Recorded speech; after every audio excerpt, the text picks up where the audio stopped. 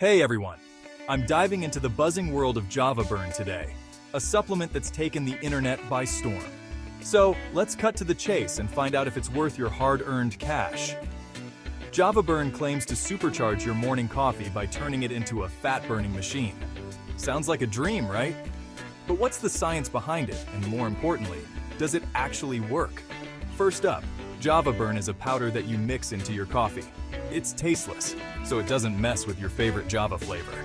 The idea is that it boosts your metabolism, helping you burn more calories throughout the day. But here's the kicker. It's packed with natural ingredients like green tea extract, chromium, and L-Theanine, all known for their metabolic benefits. I tested JavaBurn for a month, and here's what I found. The first week, not much change.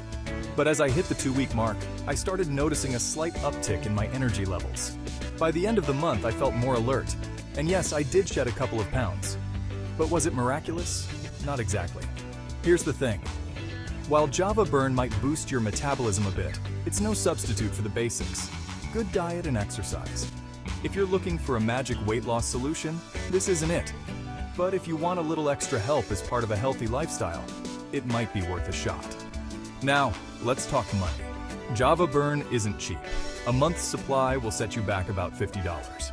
That's quite a bit for a supplement, especially if you're already splurging on premium coffee. So, you've got to weigh if the potential benefits are worth that price tag to you. In conclusion, JavaBurn has its pros, natural ingredients, and a decent energy boost. But it's not a miracle worker. It can supplement a healthy lifestyle, but it won't replace the fundamentals of healthy living. So, is JavaBurn worth your money? If you've got the cash to spare and want to add a kick to your healthy routine, go for it. But remember, no supplement can outdo a balanced diet and regular exercise. Thanks for tuning in. If you've tried JavaBurn, drop your experiences in the comments below. I'd love to hear how it worked out for you. Catch you in the next one.